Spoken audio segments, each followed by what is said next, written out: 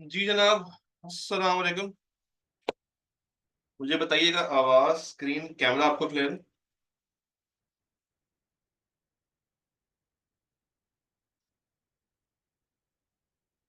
Done.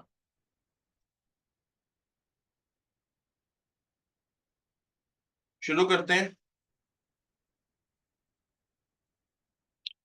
कल के lecture से अगर कोई परेशानी तो बता दें।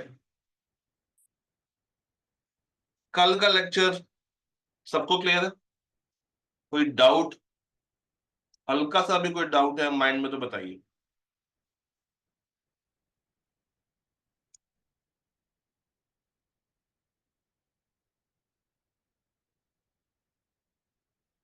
कल हम लोगों ने जितनी बातें पढ़ी थी, क्या वो सारी बातें आप लोगों ने रिवाइज की? आपको मैंने कहा था कि आपने वो पहला पेज पढ़ के आना है। क्या वो पहला पेज पढ़ लिया था?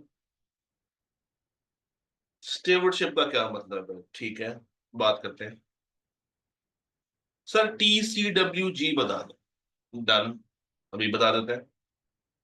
आज हमने बात करनी है उसके ऊपर। पहला पेज। पहला पेज।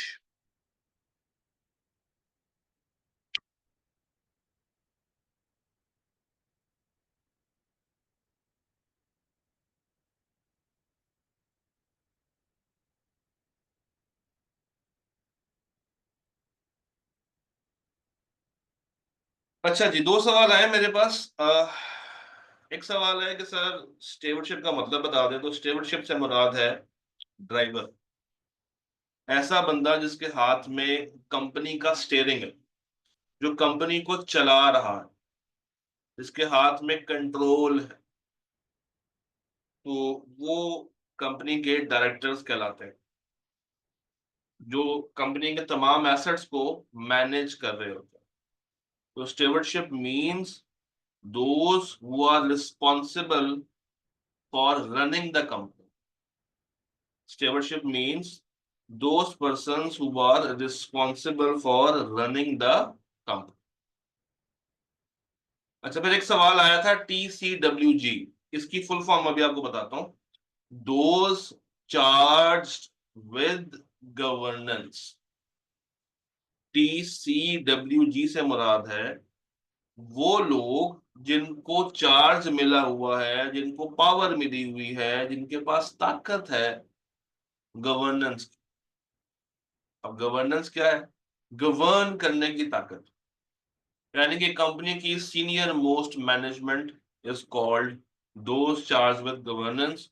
और उसमें कंपनी के डायरेक्टर्स आते हैं, कंपनी का CEO आता है, चेयरमैन आता है, CFO आता है, कंपनी सेक्रेटरी आता है। ये वो कैटेगरी होती है मैनेजमेंट की, top most management is called TCWG, those charged with governance. जिनकी जिम्मेदारी है कि वो देखते हैं कि क्या तमाम जो रेलेवेंट लॉज हैं वो कंप्लाई हो रहे हैं कि नहीं हो रहे। फिर एक अभी सवाल आया कि सर, स्टैट्यूटरी और नॉन स्टैट्यूटरी में क्या डिफरेंस है? लिख लें, अभी बात करते हैं आज। Statutory means by law, non statutory means not required by law. Statutory means required by law and non-statutory means not required by law. ये सवाल इसलिए आ रहे हैं क्योंकि आपसे मैंने कहा था कि आपने वो अगला पेज भी पढ़ के आना है। तो इसका मतलब है कि वाकई में आप लोगों ने ये पेज पढ़ा है और उसको कोशिश की है कि अंडरस्टैंड किया जाए। क्या अब हम आगे चलें या कोई सवाल है पिछला तो बता दें? पिछले टॉपिक का कोई सवाल? और should we move forward? Should we move forward? चल, आगे चलते। Let's talk about concept of materiality.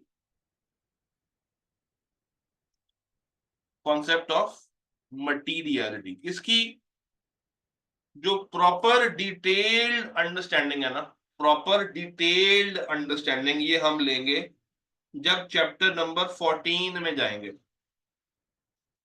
Proper detailed जो अंडरस्टैंडिंग है वो चैप्टर नंबर 14 हमें देता है मटीरियलिटी की। मगर जस्ट फॉर बेसिक्स मैं आपको बताता हूं कि इसका मतलब क्या है मटीरियलिटी। देखें, ये दो लोग हैं, एक है सेठ और एक है मजदूर। दोनों की जेबों में से 500-500 रुपया कम हो गया, गिर गया कहीं। मुझे बताओ कौन ज्यादा परेशान होगा, सेठ या मजदूर? ज्यादा परेशान कौन होगा, सेठ या मजदूर? अमाउंट सेम है, नोट भी सेम है, दोनों की जेब से गिर गया। क्यों मजदूर क्यों ज्यादा परेशान होगा, क्या रीजन है? व्हाई डू यू थिंक मजदूर विल बी मोर परेशान?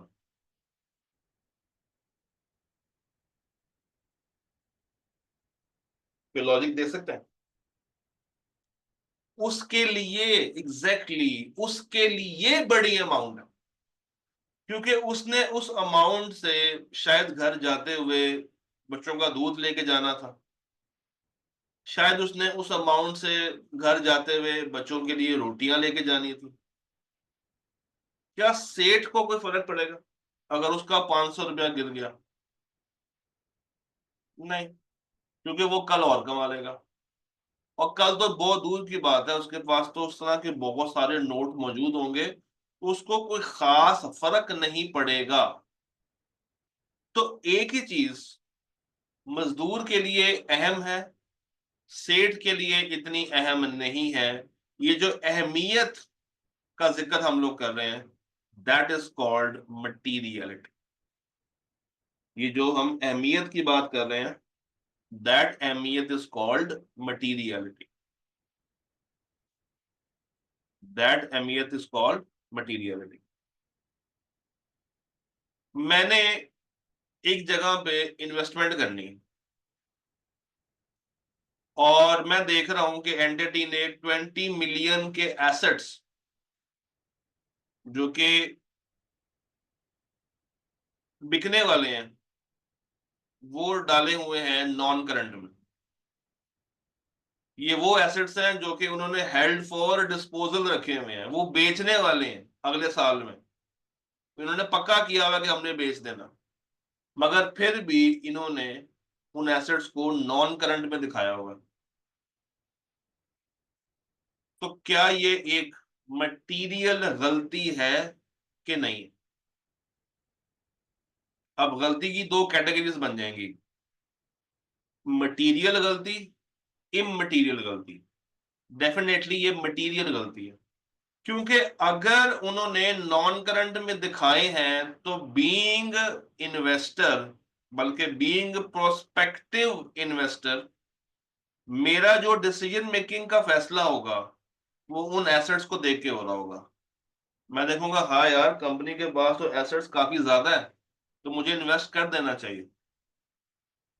तो मैं वो एसेट्स को देख के जरा एक्साइटमेंट में आके इन्वेस्टमेंट कर दूंगा, और इन्वेस्टमेंट करने के बाद मुझे पता चलेगा कि यार ये तो ज्यादती हो गई मेरे साथ, ये तो गलत हो गया मेरे साथ, ऐसा तो नहीं होना चाहिए था मेरे साथ, बाद में एहसास होगा।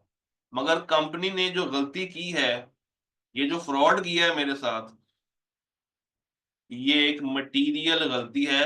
और अगर ये ऐसे ना करते, अगर ये इसको करंट में दिखा रहे होते, तो क्या फिर भी मैं उस कंपनी में इन्वेस्टमेंट करता? नहीं करता। क्योंकि मैंने इन्वेस्टमेंट क्यों की, जब मैंने देखा यार नॉन करंट एसेट्स तो बहुत ज्यादा है, और अगर ये दिखा के उन्होंने मुझे फ्रॉडलेंट तरीके से इन्वेस्टमेंट करा ली और बाद में मुझे पता चला, तो मैं पछताऊंगा कि यार मेरे साथ क्या हो गया, मेरे साथ धोखा हो गया। तो वो इंफॉर्मेशन मटेरियल मानी जाएगी जिसकी बेस पे यूजर का डिसीजन मेकिंग इफेक्ट हो। वो इंफॉर्मेशन उस वक्त मटेरियल मानी जाती है जिसको देख के यूजर की डिसीजन मेकिंग इफेक्ट हो रही हो। एक और सवाल पूछता हूँ आपसे। टेस्ट मैच चल रहा है, वो बाबर रिजवान की जोड़ी खड़ी हुई है और हर ओवर में 2 स्कोर ले रहे हैं, 20 ओवरों में 60 स्कोर हुआ है, तो मुनासिब है कि गैर मुनासिब है? अगर शुरू के ओवरों में 2 स्कोर, 3 स्कोर, 1 स्कोर ले रहे हैं, तो इतना मटेरियल तो नहीं है, इतना मटेरियल तो नहीं है ना, क्योंकि आगे जाके रन रेट को बेहतर किया जा सकता है। टेस्ट मैच चल रहा है, 5 दिन तक चल रहा है।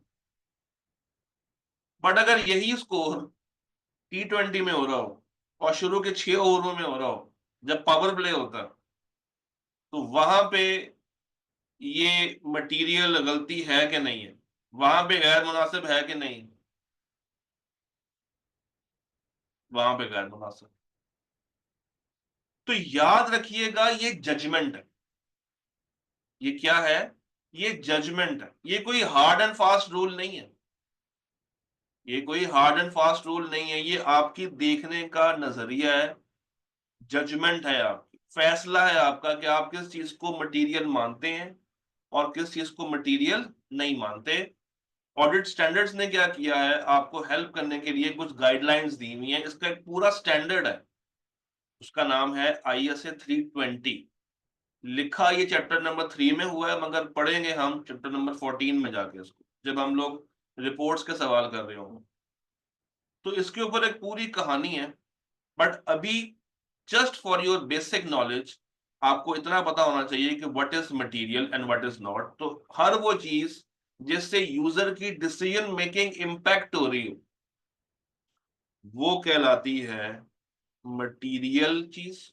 और जिसको यूजर देख के कहे कि यार ठीक है, ये हो या ना हो, मेरे लिए गैर मुनासिब है, मेरे लिए गैर जरूरी है, मैं इससे इफेक्ट नहीं होऊंगा, तो वो बन जाएगा इम मटीरियल। वो क्या बन जाएगा? इम मटीरियल। ये पॉइंट समझ आया आपको कि what is material and what is not material?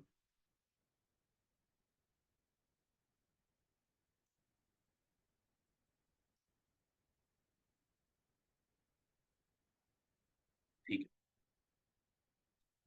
एक स्टेप आगे चलते हैं। मैं जरा आपसे पूछना चाहूंगा आज,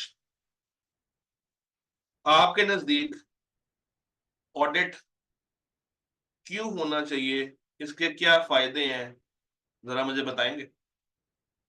एक कंपनी अपना ऑडिट क्यों करवाए, उसको क्या बेनिफिट्स मिलेंगे, जरा मुझे बताएं। जो भी जहन में आ रहा है, बस आपने बताते चले जाना।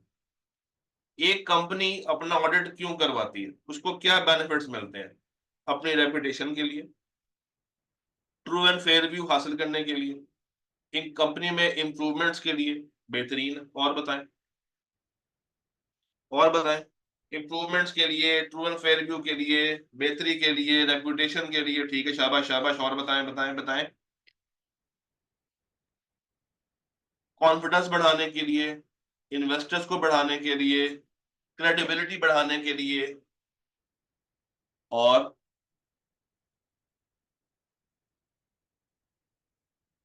ये कंफर्म करने के लिए कि कंपनी अपनी ड्यूटीज पूरी कर रही कि नहीं कर रही, चेक एंड बैलेंस रखने के लिए, रिक्वायर्ड बाय लॉ है। ठीक है। और इसमें कुछ चीजें ऐड करना चाहेंगे?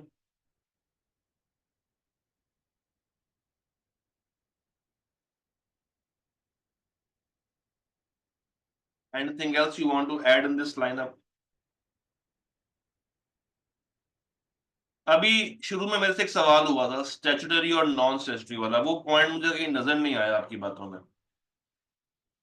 जरा याद करें, आप लोगों ने कल पढ़ा होगा स्टैट्यूटरी और नॉन स्टैट्यूटरी वाला पॉइंट। तो ड्यूटीज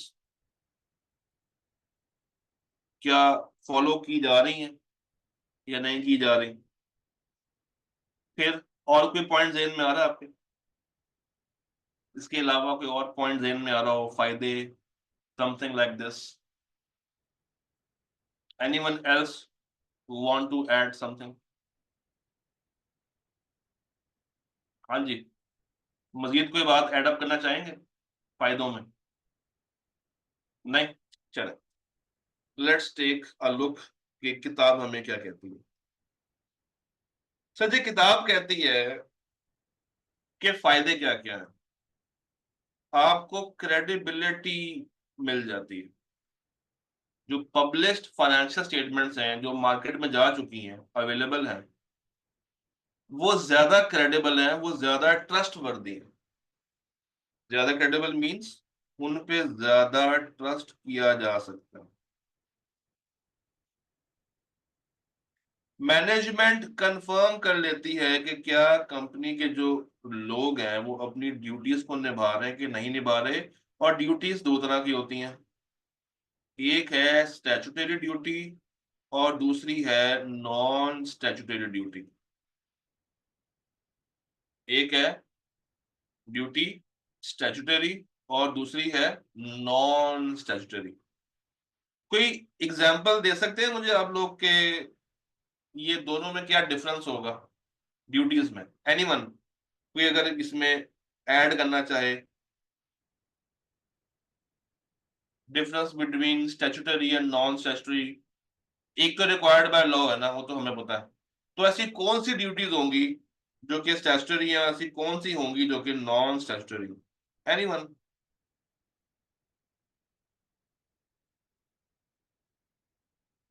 अगर आप में से कोई बताना चाहे, कोई इंटरेस्टेड हो बताने में। चले मैं लिखवाता हूँ, लिख लो। मैं लिखवाता हूँ, लिख लो। लिखे, मैं बोलता हूँ। लिखे, बल्कि एक काम करता हूँ, मैं लिख लेता हूँ। Let me write this for you. Statutory versus non-statutory duties.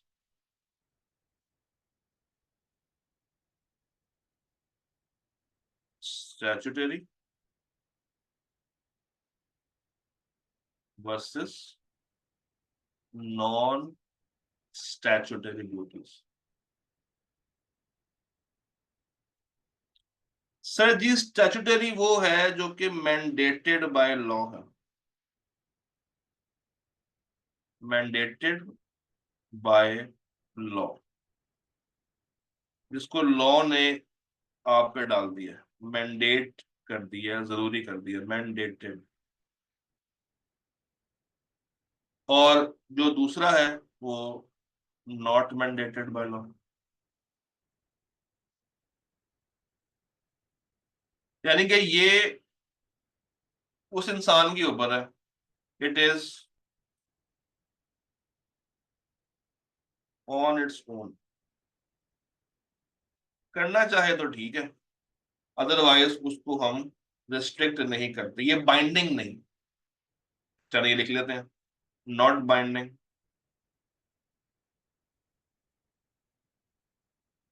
और ये बाइंडिंग होगी। ये क्या होगी? ये वाली बाइंडिंग होगी, वो वाली बाइंडिंग नहीं।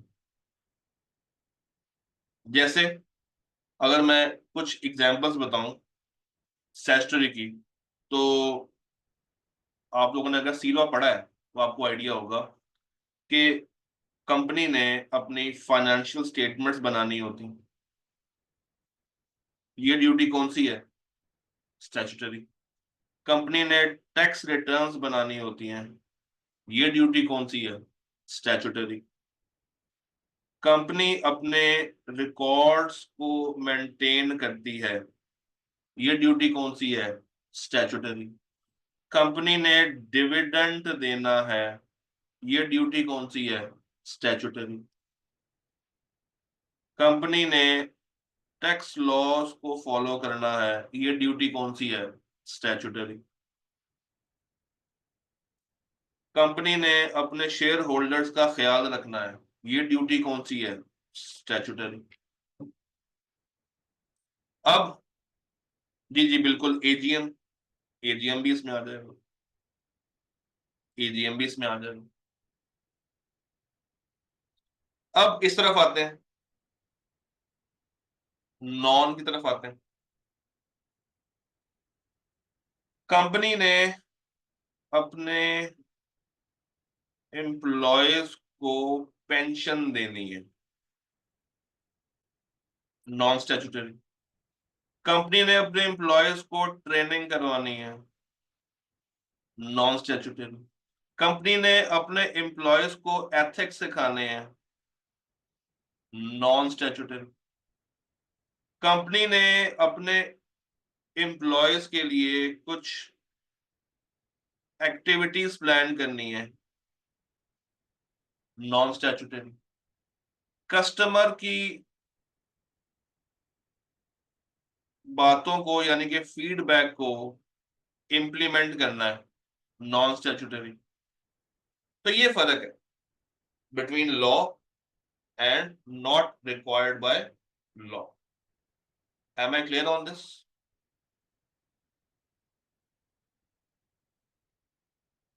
ये दोनों वर्ड्स का डिफरेंस अब समझ आ गया डिटेल में? जी।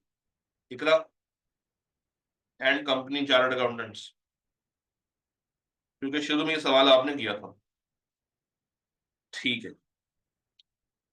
अच्छा, यहां पे एक वर्ड लिखा हुआ है इंटरनल कंट्रोल्स। ये आपने मुझसे पूछा नहीं कि सर ये इस वर्ड का क्या मतलब है। क्या ये वर्ड आपको समझ आ गया था कि व्हाट इज इंटरनल कंट्रोल? क्योंकि इस वर्ड पे कोई सवाल नहीं आया आपकी तरफ से। मैं एक्सपेक्ट कर रहा था कि आप लोग सवाल पूछेंगे, मगर नहीं पूछा। तो ये वर्ड क्या है, सुन ले, इतना आसान वर्ड नहीं है ये। इंटरनल कंट्रोल्स के बारे में आप लिख ले, मैं आपको लिखवाता हूं। Control slash systems slash procedures. मैं तीन लफ्ज बोलने हैं। कंट्रोल सिस्टम्स प्रोसीजर्स, जो कंपनी लगाती है, implemented by company, implemented by company to run business. यानी कि कंपनी को चलाने के लिए जो कंट्रोल्स, जो सिस्टम्स, जो प्रोसीजर्स कंपनी लगाती है, ताकि उसका वर्क फ्लो बन सके, ताकि उसका वर्क फ्लो बन सके कि किसने क्या काम करना है, कब काम करना है, कैसे काम करना है, that is called internal control. आपको एक मिसाल देता हूं। क्या आप जिस ग्रुप में हैं वहां पे लिंक्स आपको रेगुलरली शेयर होते नजर आते हैं? क्या इंतजामिया आपसे लिंक शेयर करती है? ये इंतजामिया की जिम्मेदारी है। और अगर इंतजामिया लिंक ना शेयर करे तो क्या क्लास हो? नहीं। इसका मतलब है कि ये कंट्रोल है जो कि इंतजामिया ने लगाया हुआ है कि लिंक जाएगा तो क्लास होगी। ये कंट्रोल है। इसी तरह एक बच्चा पेड है, एक बच्चा नॉन पेड है। तो कंट्रोल ये होता है कि पेड वाले बच्चों को ओपन ग्रुप में रखना है और नॉन पेड को क्लोज्ड ग्रुप में रखना है। ये भी एक कंट्रोल है। ये भी एक कंट्रोल है। फिर आप लोगों ने शायद देखा हो बड़े बड़े स्टोर्स के अंदर अगर कोई बंदा विदाउट पेइंग एनी बिल दुकान से बाहर आ रहा हो तो सायरन बजना शुरू होता है। अब वो सायरन का बजना एक कंट्रोल। हम क्लास कर रहे हैं थ्रू इंटरनेट। इंटरनेट की अवेलेबिलिटी को देखना, उसकी स्पीड को देखना, ये किसका काम है? मैनेजमेंट का। ये भी एक कंट्रोल है। तो कंट्रोल इज एनीथिंग जो कि एंटिटी लगाती है फॉर द पर्पस कि उसके वर्क फ्लोज स्मूथ हो जाए,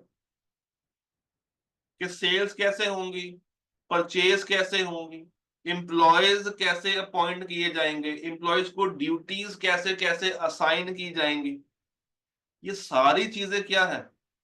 ये ये सारी चीजें क्या है? कंट्रोल्स। सारी चीजें क्या है? कंट्रोल्स। और जब इंटरनल कंट्रोल्स वीक है, खराब है, मुनासिब नहीं है, तो ऑडिटर रेकमेंडेशन देता है कि कैसे कैसे आप इसको इंप्रूव कर सकते हैं। ऑडिटर क्या करता है? रेकमेंडेशन देता है। अच्छा, कंट्रोल्स के आगे ना आप लिख लें चैप्टर 5 एंड चैप्टर 6। आपकी किताब में दो चैप्टर्स हैं फॉलो, जो कि सिर्फ कंट्रोल्स के ऊपर बने हुए हैं। Chapter 5, chapter 6। जब हम लोग वहां पे जाएंगे तो सिर्फ उसमें कंट्रोल्स कंट्रोल्स की बातें कर रहे हैं। इतनी बात समझ आती है?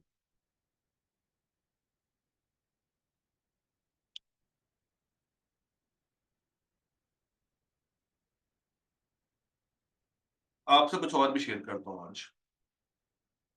ऑल दो आपको शुरू से ही उसकी बात पता होनी चाहिए ताकि आगे जाके कंफ्यूज ना हो।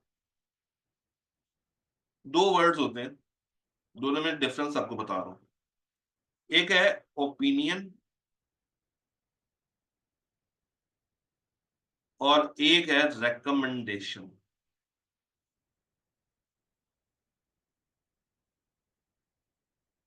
एक वर्ड है ओपिनियन और एक वर्ड है रिकमेंडेशन। ये देखिएगा जरा, ओपिनियन, रिकमेंडेशन। कल जो हम लोगों ने बात की थी,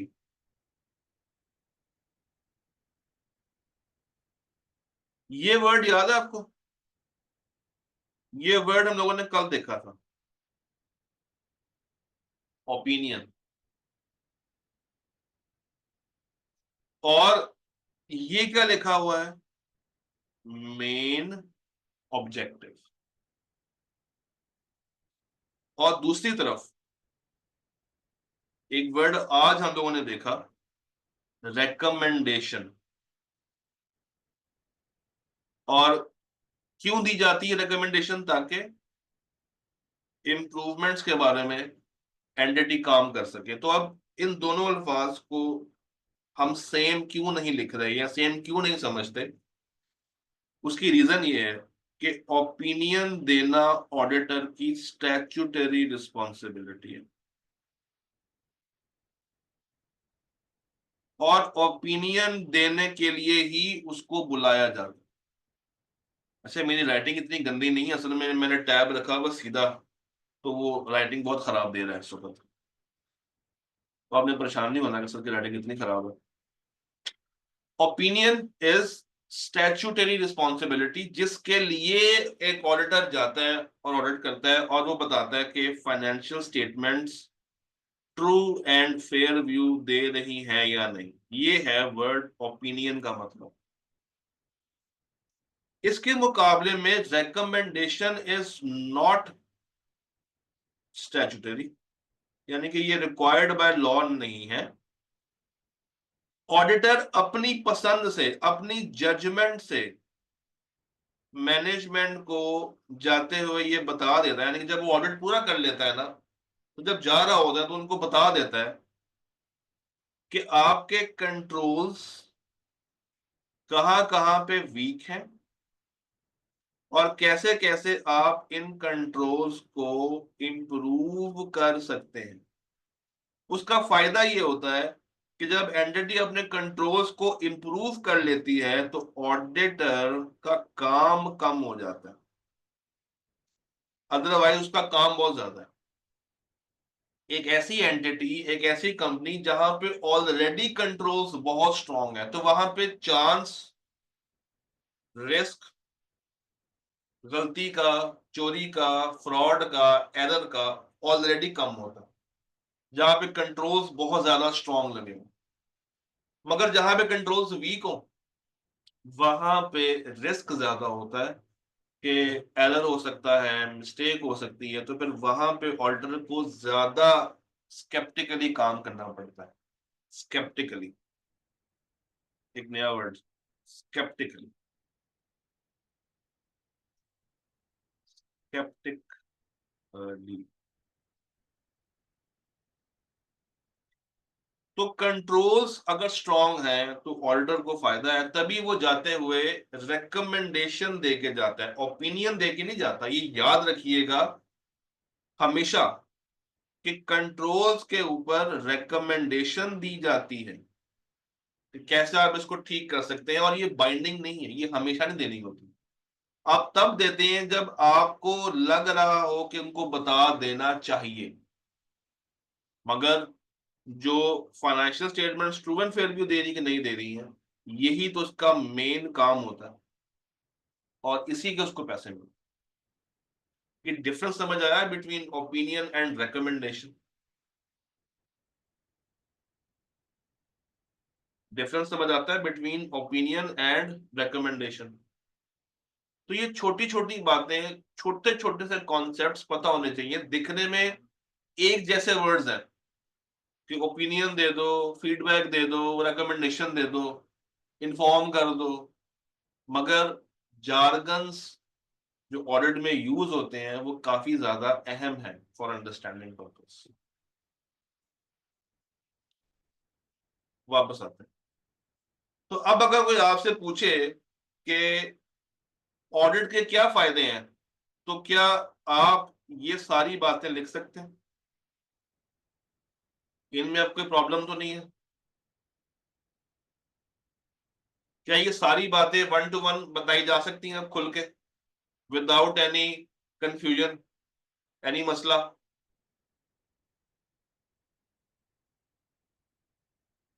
अच्छा, फिर एक सवाल आता है कि सर ऑडिट करवाएं तो क्यों करवाएं? वो आपने बता दिया फायदे। तो क्या हमेशा फायदे ही मिलेंगे? नहीं, ऑडिट की कुछ लिमिटेशंस भी हैं, कुछ मसले भी हैं जो इसके साथ जुड़े होते हैं।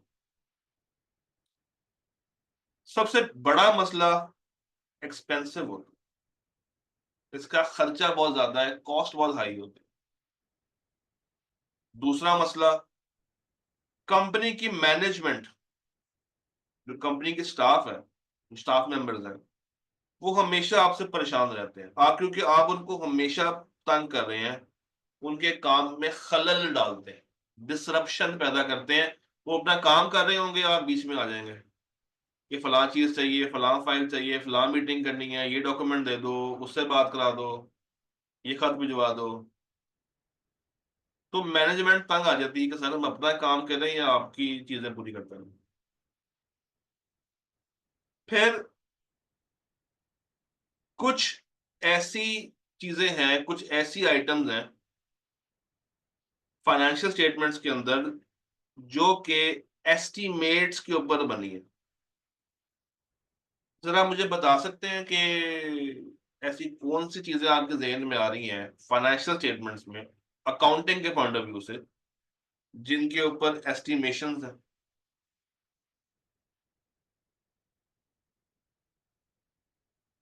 एनीवन? जिनके ऊपर एस्टिमेशंस हैं? Depreciation, very good. डेप्रिसिएशन बहुत बड़ी मिसाल है इस चीज की।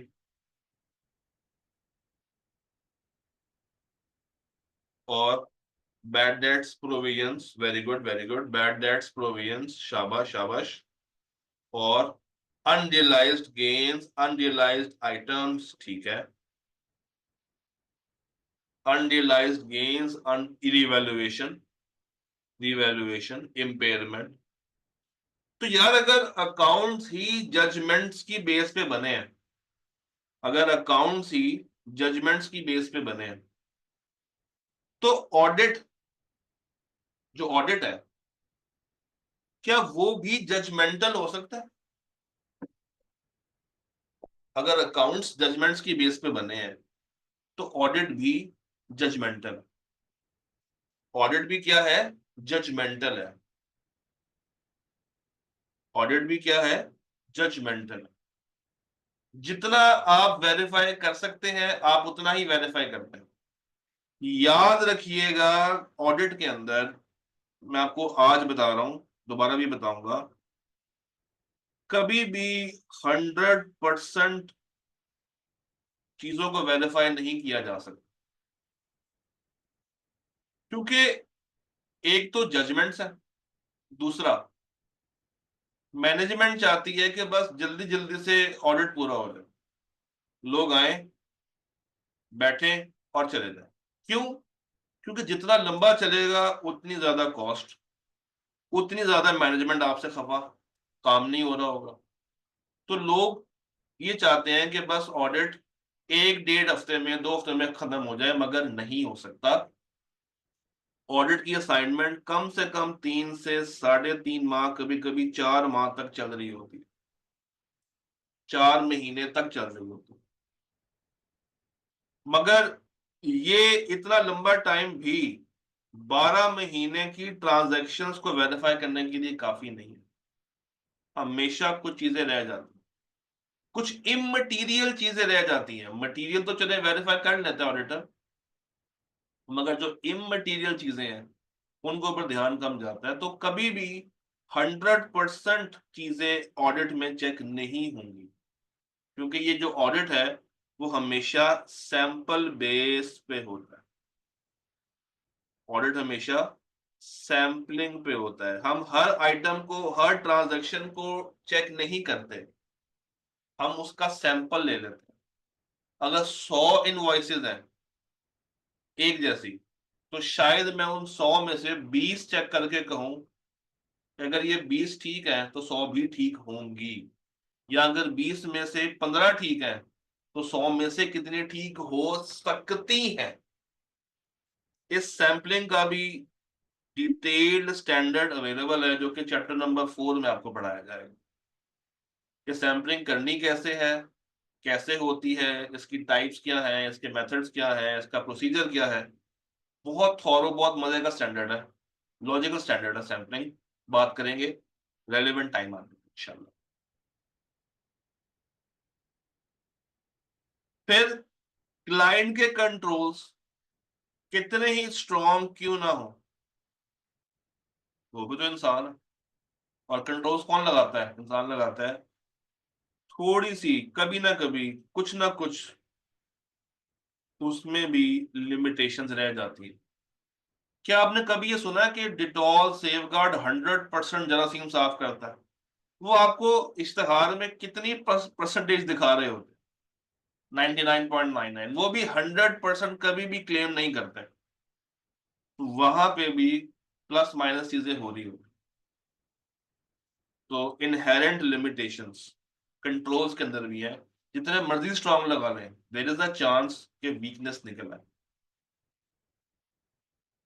फिर कभी कभी कोल्यूशंस होती, एक वर्ड यूज कर रहा हूं, कोल्यूजन, या लिखा नहीं हुआ, कोल्यूजन। कोल्यूजन कहते हैं मिलजुल के फ्रॉड करना। कोल्यूजन कहते हैं मिलजुल के फ्रॉड करना। ऐसा फ्रॉड जिसमें एक पार्टी ना हो, एक से ज्यादा पार्टी हो। तो ऐसे फ्रॉड को पकड़ना भी मुश्किल है, क्योंकि हर बंदा दूसरे की गलती को छुपा रहा हो। अगर एक बंदा फ्रॉड करे तो वो सामने जल्दी आ जाता है, बट अगर दो लोग मिलके फ्रॉड करें तो उनको पकड़ना मुश्किल होता है, क्योंकि उसका जो दूसरा इफेक्ट है वो दूसरे बंदे ने पूरा किया होगा। अगर फ्रॉड करके सेल्स बढ़ा दी हैं तो दूसरे बंदे ने डेटर्स बढ़ा दिए होंगे, या कैश बढ़ा दिया होगा, या अगर कैश कम किया है तो दूसरे बंदे ने तारे काटी होंगी। तो कोल्यूशन अगर हो रही हो, कोल्यूसिवनेस अगर हो रही हो, ऐसे फ्रॉड को पकड़ना मुश्किल है। ऐसे फ्रॉड को पकड़ना मुश्किल है। तो लिमिटेशंस क्या हैं? Cost, disruption, estimation, collusion, sampling, और लिमिटेशंस इन कंट्रोल्स। एंड पे एक लाइन लिखी हुई है, audit evidence is persuasive rather than conclusive. इस लाइन को अगर आप में से कोई आसान करके मुझे बता सके आज, एनीवन जिसमें थोड़े से गट्स हों, और वो ये लाइन आसान करके मुझे बता सके, दिखा सके, जरा कोशिश करेंगे। Audit evidence is persuasive rather than conclusive, मुझे आपने इसका आसान तर्जुमा बताना।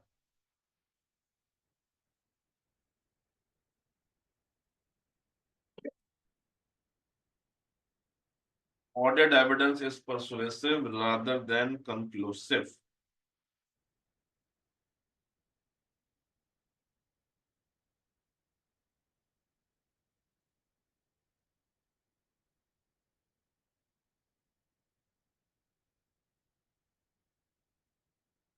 बताएं बताएं बताएं।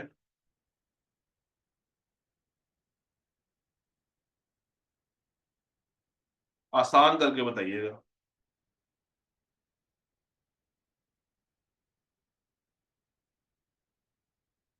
क्या क्या रीजंस हो सकती हैं, या कोई एग्जांपल अगर बताना चाहें तो, या इसी लाइन का मतलब कुछ भी अगर इसके बारे में। सर काफी है सबूत, बट कुछ कमी भी हो सकती है।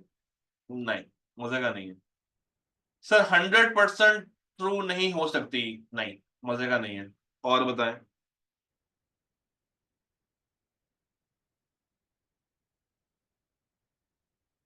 सर ऑडिटर की ओपिनियन को सपोर्ट करता है। गलत। कोई बात नहीं, मगर ट्राई करें।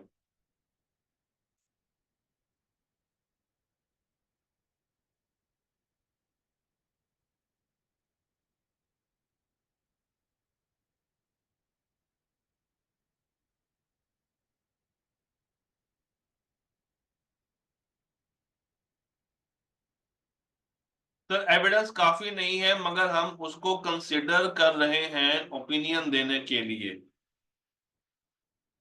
चलो, कुछ हद तक ओके। देखिए बात सुन। Let me. अब सुने। सुने। आप एक जगह पे ऑडिट करने के लिए जाते हैं, और आप देखते हैं कि एंटिटी की दीवारों पे एसी लगे हुए हैं, जो लास्ट टाइम नहीं थे। आप उनसे पूछते हैं कि भाई ये एसी कब आए हैं, तो वो आपको बताते हैं कि सर ये हमने इसी साल परचेज किए। और कितने परचेज किए हैं? 20। हमने कहा अच्छा 20 परचेज किए हैं तो कहाँ पे लगाए हुए हैं? उन्होंने कहा सर 5 यहाँ लगाए हुए हैं, 15 हमने लगाए हुए हैं फैक्ट्री में। मैंने कहा ठीक है, दिखाओ मुझे कि 20 के 20 एसी कहाँ पे लगे हैं। कम क्वांटिटी है 20, तो मैं सैम्पलिंग में नहीं जाऊंगा, मैं हर एक को वेरीफाई कर लूंगा। मैंने कहा दिखाए।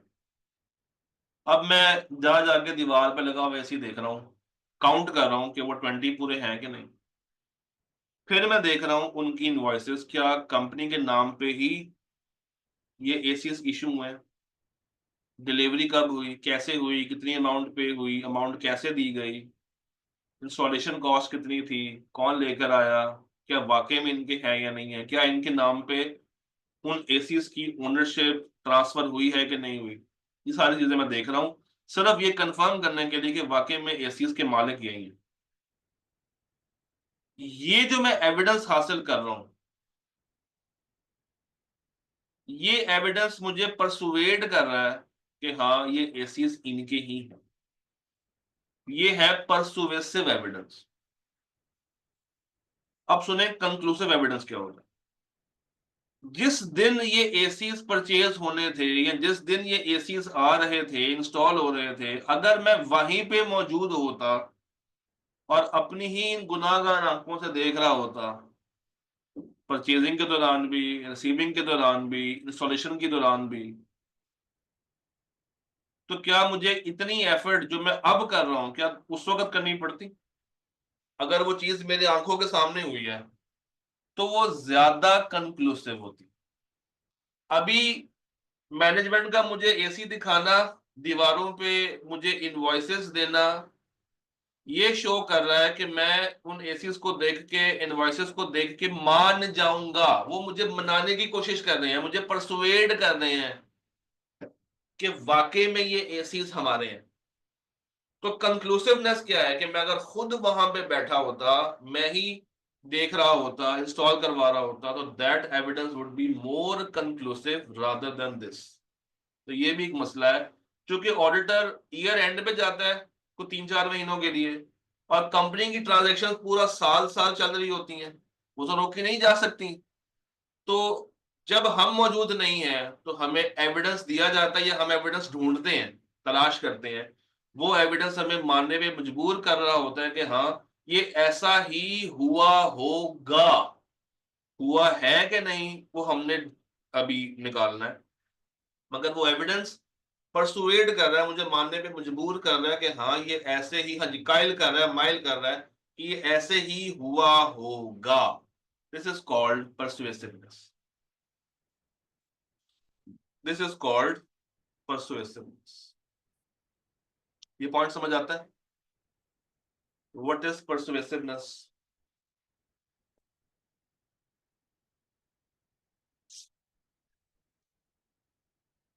जी, ये पॉइंट सबको समझ आ गया प्यारे बच्चों को? मैं एक और मिसाल देता हूँ। एक और मिसाल सुने। एंटिटी मुझे कहती है कंपनी ने मुझे कहा कि सर हमारी इन्वेंट्री, एक और मिसाल दे रहा हूं, उन्होंने कहा सर हमारी जो इन्वेंट्री है वो 100 मिलियन की पड़ी हुई है हमारे वेयर हाउस में। मैंने कहा अच्छा, दिखा दो। उन्होंने कहा सर दिखा तो आपको दें, मगर एक छोटा सा मसला है। मैंने कहा क्या? कहता सर वो वेयर हाउस बलूचिस्तान में है और वहां पे जाना इस वक्त फिजिबल नहीं। हाँ, हम आपको परचेजिंग इनवॉइसेस दिखा सकते हैं, हम आपको सप्लायर से राब्ता करवा के दे सकते हैं, आप उससे कंफर्मेशन ले लें वाकई में 100 मिलियन की इन्वेंट्री है हमारे पास, हमने खरीदी भी, मगर आप आंखों से नहीं देख सकते। तो चूंकि मैं आंखों से नहीं देख पा रहा और सिर्फ रसीदों पे ही ट्रस्ट कर रहा हूं, तो रसीदें परसुएसिवनेस दे रही हैं कि कंक्लूसिवनेस दे रही हैं? रसीदें परसुएसिवनेस दे रही हैं कि कंक्लूसिवनेस दे रही हैं? परसुएसिवनेस। और अगर मैं खुद जाके विजिट करूं वेयर हाउस का, अपनी आंखों से देखूं, वन बाय वन इन्वेंट्री को पकड़ूं, उसकी एक्सपायरी देखूं, उसका यूज देखूं, उनको काउंट करूं, बेशक सैंपलिंग भी करूं, मगर मैं खुद अगर करूं, वो परसुएसिव है कि वो कंक्लूसिव है? That is conclusive. अब पॉइंट समझ आ गया मजीद? Difference between both. हाँ जी, F1। F1, आपका नाम F1 आ रहा है मेरे पास, तो आपका नाम भी बता दें लगे हाथ।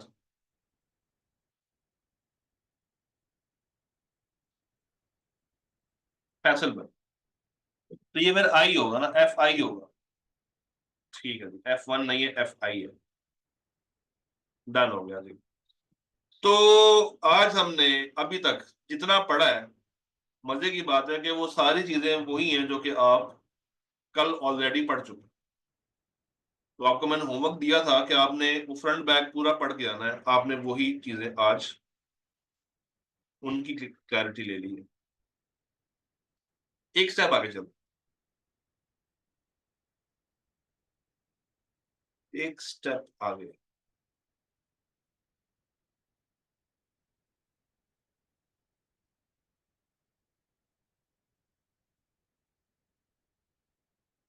अभी हमने एक वर्ड यूज किया था जी, मैं दे दूंगा स्लाइड्स पे।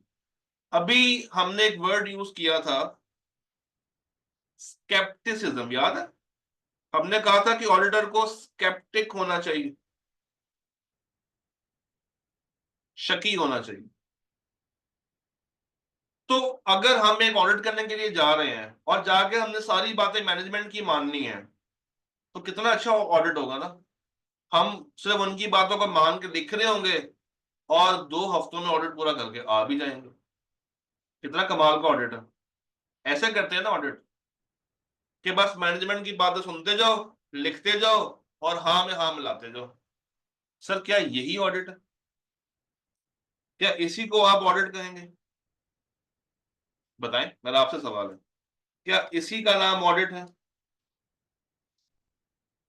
कि जो मैनेजमेंट कहेगी हमने उनकी बात को ही सुनना है, उनकी बात को ही मानना है और अपना दिमाग नहीं लगाना, क्योंकि दिमाग तो हमारे पास है ही नहीं। सर ये ऑडिट नहीं है, क्योंकि एक ऑडिटर के लिए शक्की मिजाज का होना जरूरी है। एक ऑडिटर को ऑडिट करने के लिए स्केप्टिक होना चाहिए, शक के दायरे में सवाल पूछने चाहिए। एक से सवाल पूछिए दूसरे के बारे में, दूसरे से पूछिए तीसरे के बारे में, तीसरे से पूछिए पहले के बारे में, ताकि किसी ना किसी पॉइंट पे कोई ना कोई बात उनसे निकलवाए और फिर उस बात के पीछे पड़े। क्वेश्चनिंग माइंड एक वर्ड है, क्वेश्चनिंग माइंड। एक ऑडिटर के पास क्या होता है? Questioning mind. वो अलर्ट रहता है, एक्टिव रहता है कि किसी भी तरह की एरर, किसी भी तरह का फ्रॉड, किसी भी तरह की मिसस्टेटमेंट, चाहे वो मटेरियल हो या ना हो, उसको पकड़ सके।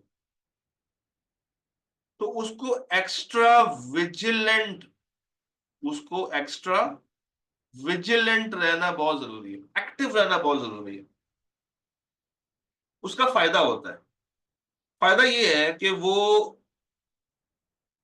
जो अनयूजुअल ट्रांजैक्शन है, नॉन रूटीन नेचर की ट्रांजैक्शंस, वो सामने पकड़ लेगा,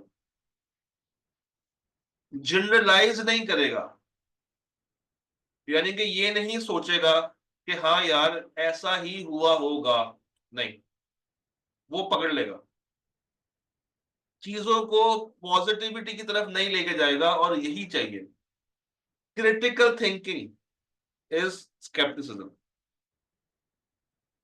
जो मैनेजमेंट की तरफ से इन अप्रोप्रिएट अजम्पशंस लगाई होंगी, एस्टिमेशंस लगाई होंगी, जजमेंट्स लगाई होंगी, उनको जल्दी से पकड़ेगा और देखेगा कि उनकी वजह से ऑडिट पे क्या इफेक्ट आ रहा है, उनकी वजह से ऑडिट पे क्या इफेक्ट आ रहा है। फिर एक और कॉन्सेप्ट है, प्रोफेशनल जजमेंट। प्रोफेशनल जजमेंट आज या by the end of this course या by the end of papers, जब तक आप आर्टिकल्स में नहीं जाएंगे, आपके पास जितनी भी नॉलेज अवेलेबल है वो किताबी नॉलेज है। क्या अभी तक कोई प्रैक्टिकल लाइफ का सिनेरियो ऑडिट में देखा है आप लोगों ने जाके? कोई विजिट किया? नहीं किया होगा, पॉसिबल भी नहीं है। तो अभी जितनी भी नॉलेज आपके पास है वो सारी की सारी नॉलेज किताबी है। मगर वक्त के साथ साथ जब आप आर्टिकल्स कर रहे होंगे, प्रैक्टिकल लाइफ को देख रहे होंगे, तो आप नॉलेज बेस तो रखते होंगे, मगर ट्रेनिंग के साथ आपको क्या मिलेगा? एक्सपीरियंस मिलेगा।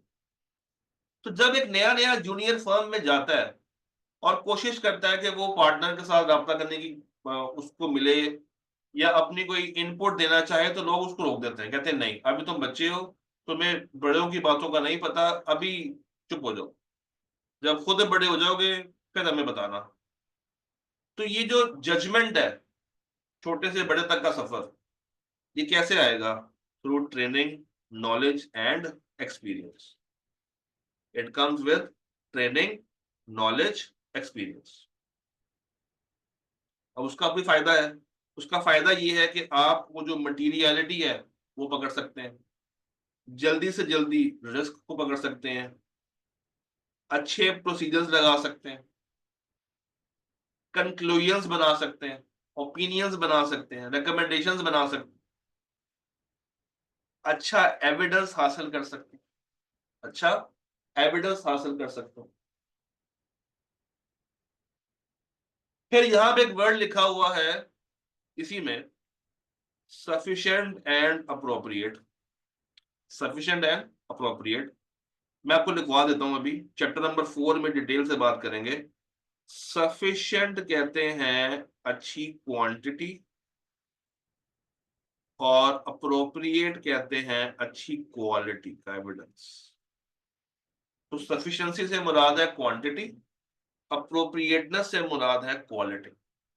जो भी आप ऑडिट एविडेंस हासिल करें वो तादाद में भी अच्छा हो और क्वालिटी वाइज भी अच्छा हो। अब वो तादाद में कैसे अच्छा होगा, क्वालिटी वाइज कैसे बेहतर होगा, चैप्टर 4 में जब जाएंगे तो बहुत थॉरोली बात करेंगे उसके ऊपर। अभी के लिए बस आपको ये जार्गन ज़हन में बिठा लेना है कि audit evidence should be sufficient and appropriate.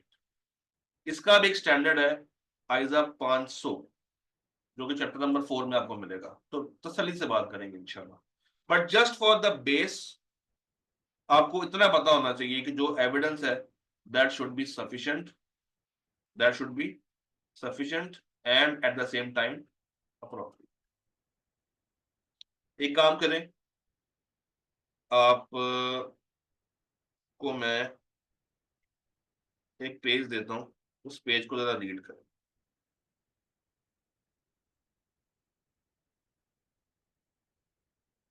Chapter 1 का एक पेज आपको दे रहा हूँ, आपने उस पूरे पेज को रीड करना है 5 मिनट लगा के, डंडी नहीं मारनी।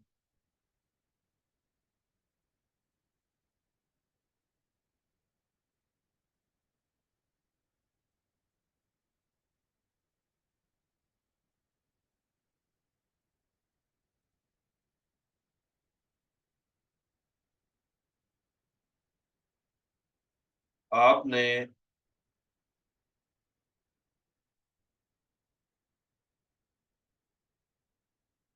पढ़ना है इस पेज।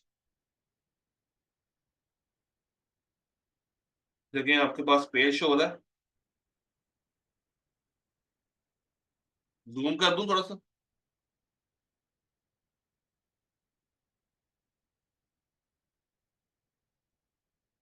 एक काम करें, अभी इस यहां से लेके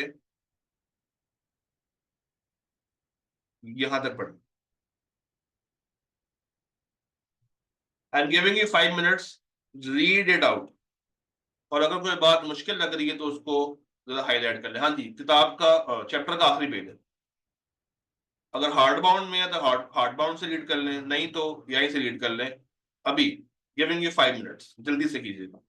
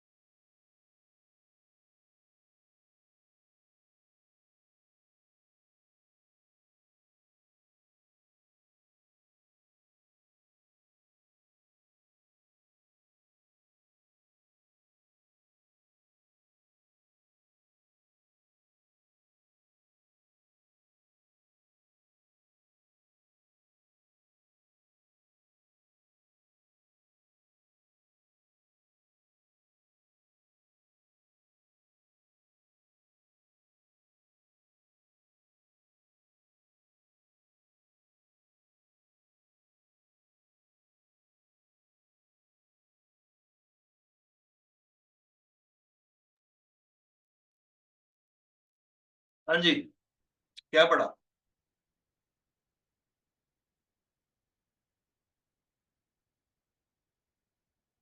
पढ़े पढ़े, इसमें कुछ वर्ड्स आपको मिलेंगे टेक्निकल। मैं चाहता हूं कि आप पहले उन टेक्निकल वर्ड्स को खुद टक्कर मारें। मैं हर दिन आपको कोई ना कोई नया काम इस तरह का दूंगा ताकि आपका इंटरेस्ट डेवलप रहे और आप नई चीजें मेरे साथ साथ पढ़ते जाएं, क्योंकि मैंने इस पेपर को बोरिंग करना नहीं है, बड़े स्मूथली इसको लेकर चलेंगे। अच्छा, सर, मेंटेनिंग स्केप्टिसिज्म के सेकंड एंड थर्ड पॉइंट में इसको समझा दें, नेचर, टाइमिंग एंड एक्सटेंड क्या है जरा बात करके। अच्छा जी, सेकंड और थर्ड पॉइंट देखिए। सेकंड पॉइंट क्या कहता है कि जो हमें चीजें नजर आई हैं ऑडिट करते हुए, जो हमारी ऑडिट की ऑब्जर्वेशन है, जो हमने चीजें देखी हैं ड्यूरिंग ऑडिट, हम जितने ज्यादा स्केप्टिक होंगे, हम जितने ज्यादा स्केप्टिक होंगे उतना ज्यादा चीजों को जनरलाइज नहीं करेंगे। यानी कि हम ये नहीं कहेंगे कि यार ये सब कुछ ऐसा ही होता होगा। हम कहेंगे अगर ऐसा हो रहा है तो क्यों हो रहा है। अगर ऐसा हो रहा है जुनेद भाई तो क्यों हो रहा है। हमने जनरलाइज नहीं कर देना, सबको एक ही कतार में खड़ा नहीं करना कि हाँ ऐसा होता है, ऐसा ऐसा भी होता है, ऐसा वैसा भी होता है, नहीं। क्यों, वो जो क्यों का वर्ड है वो साथ लगाना है। फिर गलत अजम्पशंस अगर मैनेजमेंट ने लगाई हैं अपनी फाइनेंशियल स्टेटमेंट्स के अंदर, तो जितना ज्यादा आप स्केप्टिक होंगे, आप अपने प्रोसीजर्स लगा रहे होंगे, तो आप उन गलत अजम्पशंस को एज अर्ली एज पॉसिबल पकड़ लेंगे। आप उन गलत अजम्पशंस को एज अर्ली एज पॉसिबल पकड़ लेंगे। ये पॉइंट समझ आया सबको? ये मैं सेकंड और थर्ड पॉइंट की बात कर रहा हूं जो कि मेंटेनेंस में था। ये पॉइंट सबको क्लियर है?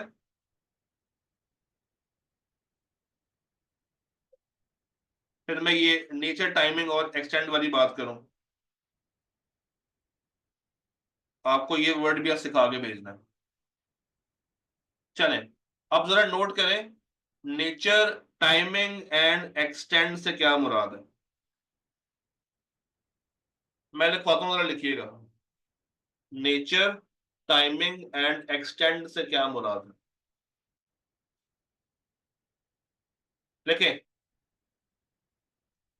जब हम नेचर कहते हैं ना, नेचर, नेचर, नेचर से मुराद है कि आप किस तरह का प्रोसीजर लगाने लगे हैं। आप किस तरह का प्रोसीजर लगाने लगे हैं एविडेंस हासिल करने के लिए, ये नेचर है। यानी कि आपने किस तरह का एविडेंस हासिल करना है और उस पे किस तरह का प्रोसीजर लगाना है, ये नेचर है।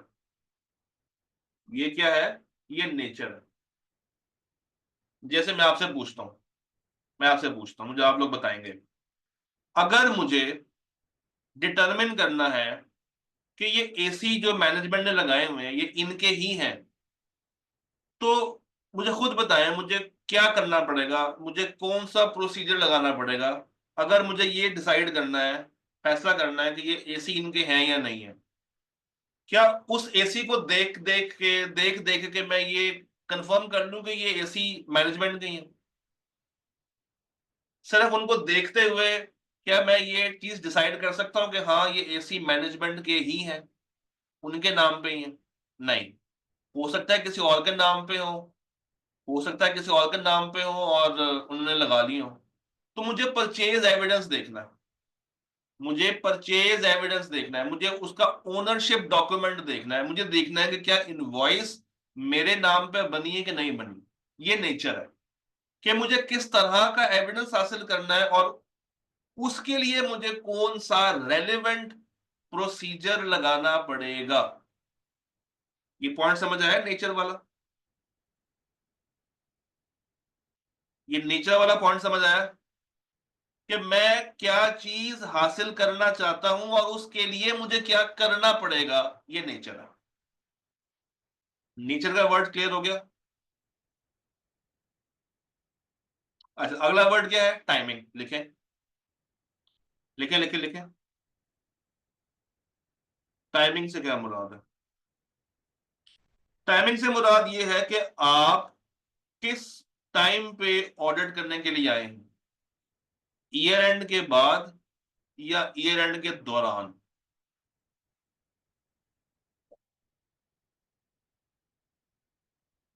ईयर एंड के दौरान या ईयर एंड के बाद? यानी कि बिफोर ईयर एंड या after year and? Before year and या आफ्टर ईयर एंड? ये पॉइंट लिख लिया? Before year and and after year and वाला पॉइंट लिख लिया? अब एक बात और लिखें। जो आफ्टर ईयर एंड है, अच्छा, नॉर्मली ईयर एंड कब होता है? ईयर एंड की डेट क्या है नॉर्मली? गलत गलत, अकाउंटिंग ईयर एंड की बात हो रही है, कैलेंडर ईयर एंड की बात नहीं हो रही। 30 जून, 30 जून। तो ऑडिट अगर तो 30 जून के बाद शुरू हो रहा है या 30 जून या उसके बाद शुरू हो रहा है, ये कहलाता है फाइनल ऑडिट। ये कहलाता है फाइनल ऑडिट। मैं आपको दिखाता हूं, स्लाइड पे भी था, ये देखें। ये कहलाता है फाइनल ऑडिट। क्या कहलाता है? Final audit. वो ऑडिट जो कि आफ्टर द ईयर एंड चल रहा है, ये फाइनल ऑडिट। और जो ईयर एंड के दौरान कुछ टाइम के लिए शुरू होता है, उसको हम कहते हैं इंटरिम ऑडिट। अभी आपने इसकी अंग्रेजी नहीं पढ़नी, जस्ट मैं भी आपको बेसिक बेसिक सी बातें बता रहा हूं। फाइनल ऑडिट इज वो ऑडिट जो कि ईयर एंड के बाद है। इंटरिम इज वो ऑडिट जो कि ईयर एंड के दौरान शुरू हो गया। इतनी बात समझ आती?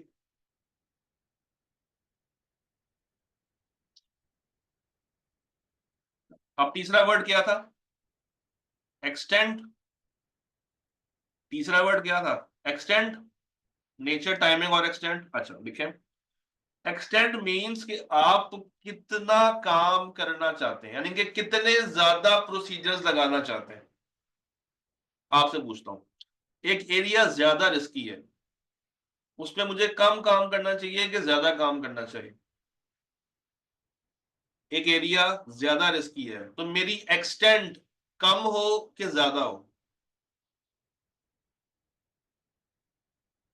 एरिया रिस्की है, उसमें chance of error, chance of fraud ज्यादा है, मिस स्टेटमेंट्स का चांस ज्यादा है, तो मेरी एक्सटेंड ज्यादा होनी चाहिए। मेरी एक्सटेंड ज्यादा होनी चाहिए। और अगर एक एरिया जिसके कंट्रोल्स बहुत स्ट्रांग है, अब जब कंट्रोल स्ट्रांग है इसका मतलब है कि चांसेस ऑफ एरर्स फ्रॉड्स कम है, तो मुझे काम भी कम करना पड़ेगा, तो उस वक्त मेरी एक्सटेंड क्या होगी? कम होगी। तो अब नेचर, टाइमिंग और एक्सटेंड समझ आ गया। नेचर इज कि मुझे कौन सा प्रोसीजर लगाना है, किस एविडेंस को हासिल करने के लिए। टाइमिंग इज कि मैं कब ऑडिट कर रहा हूं। और एक्सटेंड मींस कि मैं ज्यादा काम करूं कि मैं कम काम करूं। अगर आपको मैं वैसे ये बातें बताता ना तो आपके जहन में उस तरीके से फिट नहीं होनी थी। जब ये चीज आप लोगों ने पहले खुद पढ़ी है, आपके दिमाग में सवाल उठा है और आपने सवाल किया, अब ये चीज आपको भूलेगी नहीं। अदरवाइज क्या है, चीजें स्किप होने का चांस होता है। तो जब एक बच्चा खुद पहले फोकस करता है ना, समझने की कोशिश करता है, मसले लेकर आता है, तो फिर वो चीज, वो कॉन्सेप्ट पक्का होकर उसके दिमाग में बैठ जाता है, फिर वो हिलता नहीं। डन?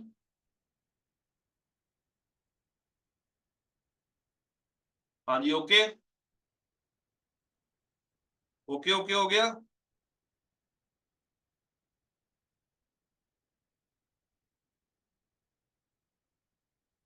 चले जी, ठीक हो गया। तो अब आपने क्या करना है। अच्छा, एक और सवाल भी है sir. Overlook and over generalisation वाला पॉइंट देखिए, मैंने अभी आपको बताया। ओवरलुक कहते हैं कि आपने ध्यान नहीं दिया, इममटीरियल सी चीज थी, आपने उसको इतना खास तवज्जो नहीं दी। और ये उस वक्त आएगी जब आपने चीजों को ज्यादा जनरलाइज कर दिया होगा, जब आपने हाथी को, घोड़े को, गधे को एक समान ट्रीट किया होगा। तो फिर आपको गलतियां नजर ही नहीं आएंगी, आप उसको ओवरलुक कर रहे होंगे, देखा अनदेखा कर रहे होंगे। That is overlook. कॉन्ट्राडिक्ट कहते हैं तजाद। कॉन्ट्राडिक्ट कहते हैं तजाद। जी जी बिल्कुल, नजरअंदाज। तो ऑडिट एविडेंस ऐसा नहीं होना चाहिए जो कि दूसरे के साथ कंट्राडिक्शन में चला जाए। जैसे अभी आपको मैंने बताया कि एक प्रोसीजर है या एक एविडेंस है कि ये एसी कंपनी वालों का है या नहीं। दूसरा एविडेंस मैंने हासिल करना है कि क्या वाकई में 20 के 20 एसी इनके पास मौजूद है या नहीं। तो दोनों के लिए मुझे बताओ, क्या मैं एक प्रोसीजर लगा सकता हूं? नहीं। उसके लिए मुझे काउंटिंग करनी पड़ेगी। उसके लिए मुझे काउंटिंग करनी पड़ेगी 20 पूरे करने के लिए, और यहां पे मुझे इनवॉइस देखनी पड़ेगी। ठीक है। तो अगर मैं इसको स्वैप कर दूं कि मैं काउंटिंग से ओनरशिप वेरीफाई कर लूं, और गिनने से, सॉरी, डॉक्यूमेंट देखने से ये वेरीफाई कर लूं कि वो मौजूद भी है या नहीं, तो ये कंट्राडिक्शन है। तो आपका आपका जो प्रोसीजर है वो कंट्राडिक्ट नहीं होना चाहिए उस एविडेंस से जो कि आप हासिल कर रहे हैं। जी सलमान भाई, डन हो गए मेरे बच्चे? और कोई सवाल, और कोई परेशानी है तो बताएं। कोई और सवाल, कोई और मामला? डन करें? एंड करें? चले एंड करते हैं।